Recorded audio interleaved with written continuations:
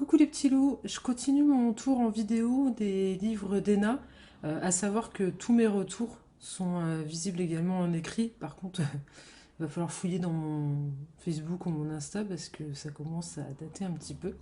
Mais j'avais envie de les faire en vidéo puisque maintenant je fais plus de vidéos et donc du coup je continue mon tour des chocolatines. Je vais faire râler certains, je suis contente. Oui, moi aussi je dis chocolatine. Je suis du Poitou, j'habite dans la Normandie, mais je dis quand même chocolatine. Voilà, c'est tout. Donc, Rof. Alors je sais, ce que tu vas te dire, elle a fait Not a Fucking Romance, elle a fait Rof, elle a oublié son romantique. Alors non, j'ai pas oublié. Simplement, j'ai beau chercher dans tous les sens comment je pourrais te le présenter, mais je sais pas comment faire pour parler de tous les personnages sans spoiler. Donc, comme celui-ci vient juste après et que on peut peut-être même le lire sans se spoiler. Bah, du coup, je me suis dit, je vais te présenter celui-ci. Je finirai par présenter ce romantique.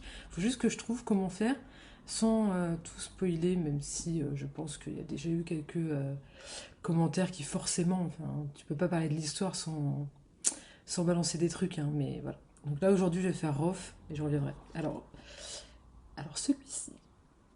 Alors autant en personnage rigolo, etc., je surkiffe, je pense que je l'ai assez dit, Vadim de Lacano Beach Baby 2. C'est mon chouchou, je l'ai dit maintes et maintes fois, autant Hunter. Oh. Dans le genre sexy attitude, chaleur, là là là. Tant te dire que. Alors en plus, c'est très sombre, plus sombre que le reste des chocolatines, même s'il y a toujours des passages forts et émotions à fond, avec des messages très très forts également. Mais Hoff, c'est le plus sombre des chocolatines, dû à l'histoire des personnages. Et honnêtement, je suis friande de ce type d'histoire-là. Ça fait un peu sadomaso dit comme ça, mais voilà. Voilà, c'est tout à fait mon type d'histoire. Et il y a aussi de l'humour, hein, parce que ça reste Ena et que c'est très très drôle, notamment avec Rose et Swan. Et d'autres personnages, elle est partie loin encore une fois, Ena, mais on l'aime, on l'adore pour ça. Mais alors celui-là, en termes d'émotions fortes, faut s'accrocher parce il est vraiment bien, il est dur, mais il est tellement beau, je vous conseille à 100% de le lire, c'est une tuerie. Bon, j'ai la quatrième et puis on en parle. Rough, brutal, cru, rude, difficile, dur. Le monde de Hunter en somme, Hunter lui-même. Leader d'un groupe de voyous depuis tout jeune, il gagne confortablement sa vie en menaçant et punissant des gens à coups de poing. Le monde de Swan est son total opposé. Étudiante appréciée, en couple avec un homme séduisant et brillant, elle vit un véritable conte de fées, en apparence en tout cas, car l'envers du décor est moins glamour. Swan est SDF, sa sœur Rose et elle doivent voler pour survivre, et leur entourage se résume à une prostituée prénommée Simon, un gamin drogué et un vieil alcoolo posté devant le même supermarché depuis 30 ans. Si Swan entrevoit enfin le bout du tunnel, elle ne sait pas encore que quelqu'un l'y attend patiemment, un certain Hunter. Et n'y voyez aucune métaphore romanesque ou romantique, car ni Swan ni Hunter ne vont apprécier cette rencontre. Elle sera à leur image rough. Ça se prononce comme un aboiement, comme le chien là derrière. Rough. Hein? Et donc voilà, on rencontre, dès le début, on rencontre Swan et Rose et qui m'ont fait mais mourir de rire. Elles sont juste énormes toutes les deux, elles se comprennent sans avoir besoin de parler, elles partent dans des délires, c'est excellent. Et donc qui sont SDF, même si elles ont monté tout un truc pour faire genre pas du tout. Swan fait en sorte de protéger sa petite sœur au maximum, même si elle se retrouve bien malgré elle, souvent confrontée à des dangers dans la rue. Rien n'est simple, hein, forcément.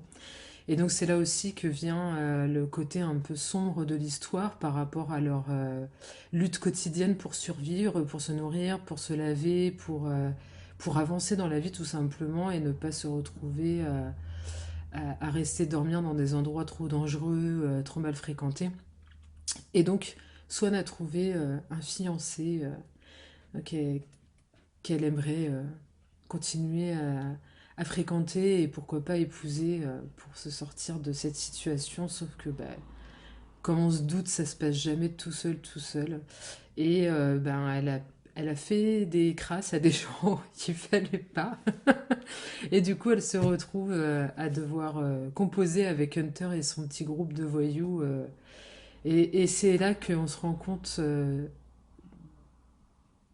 à quel point le monde d'Hunter est sombre par rapport au fait qu'on l'avait rencontré dans notre fucking romance avec Ali. On avait déjà eu un aperçu de ce que composait le monde d'Hunter, sauf qu'on se rendait pas compte à quel point. Et c'est un lion, c'est un loup. Et c'est un loup qui se transformera jamais, jamais en agneau. Et ça, merci Ena. Merci Ena. Parce que il y a beaucoup de romances où d'un coup le héros ça s'agit et devient tout doux pour la fille qu'il aime, pour les gens autour de lui, les copains. Là non, Hunter reste un loup et pour survivre de toute façon il doit le rester. Et merci, merci, merci. Par rapport à son passé, de toute façon ça n'aurait pas été logique qu'il change de tout au tout. Et ça s'agit pas, il change pas et on aime ça.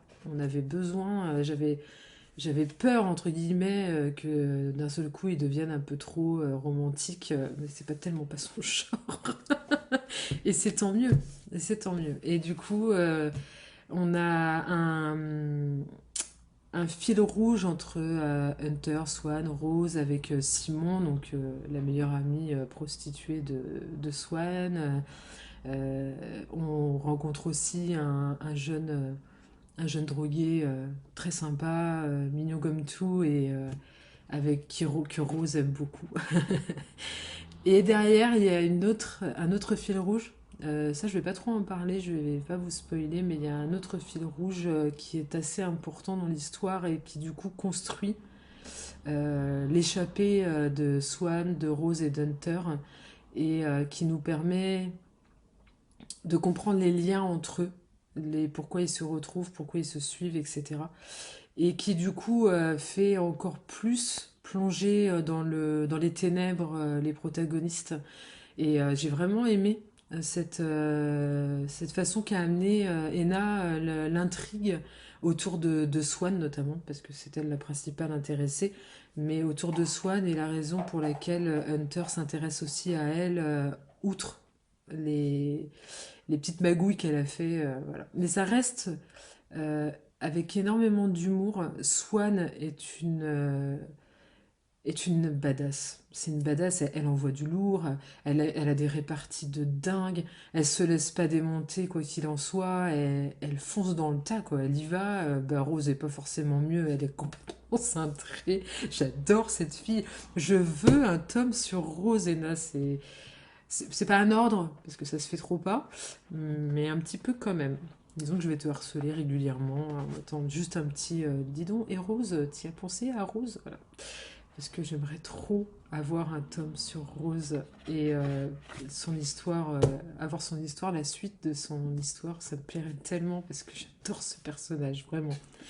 Donc c'est Roth de Enael, à savoir qu'il se lit avant ou après la Cano Beach en fait. J'ai pas trouvé. Voilà. Il y aura aucun spoil sur la Cano si vous le lisez avant, et dans la Cano, il n'y a pas de spoil non plus si vous le lisez après. Donc vous pouvez l'un ou l'autre. Donc c'est Not a Fucking Romance, So Romantic, Roth, les trois Lacano Beach Baby. Et ensuite, on part avec All Fucking Mine, les fils Kirishima, Aaron Evans, Hardin. Et entre deux, après Not a Fucking Romance, vous pouvez passer Fuck Off et Fuck Off Again. Voilà, ça vous permet d'avoir la suite. Voilà. Que Fuck Off Again qu'il faut que je lise d'ailleurs et que je vous chronique. Donc celui-ci est disponible en brochet, maintenant en relié. En plus, ils sont trop beaux les reliés. Ça fait un arc-en-ciel sur les tranches. Je suis tellement contente de les avoir en brochet, mais j'aurais tellement envie de les avoir en relié. Si c'est pas raisonnable du tout, donc je le ferai pas. Mais alors là, la tranche est jolie aussi. Mais là, quand tu les mets tous alignés dans la bibliothèque, ça fait un joli arc-en-ciel. Ils sont trop beaux. Donc si tu veux te faire plaisir, prends-les en relié parce que franchement, tu vas pas le regretter, ils sont magnifiques. Donc en brochet, en relié, en e-book, dans l'abonnement Kindle et en audio sur Amazon.fr. Auprès de l'auteur, si tu veux l'avoir dédicacé. Moi, c'est ce que j'ai fait. Presque tous, je les ai dédicacés, sauf ceux qu'on m'a offert parce que je suis contente. Puis c'est énorme. Voilà. Et si tu l'as lu ou que tu comptes le lire, n'oublie pas tes petites étoiles, ton petit commentaire si ça prend 5 minutes, ça fait plaisir aux auteurs. Et bah, après, si tu as des comptes Babelio, Booknode, Goodreads, tout ça, pareil, tu peux faire un copier-coller. C'est rapide. CTRL-C, CTRL-V, CTRL-C, CTRL-V. Ça va vite. Voilà. Ça aide les auteurs pour la visibilité. Et voilà, et donc du coup je reviens. Alors la cano je l'avais déjà fait, donc je vais essayer de trouver comment pas te spoiler ce romantique et te présenter quand même. Et puis après, bah, de toute façon, j'enchaîne avec les autres. Plein de gros bisous, à tout bientôt. Ciao, ciao.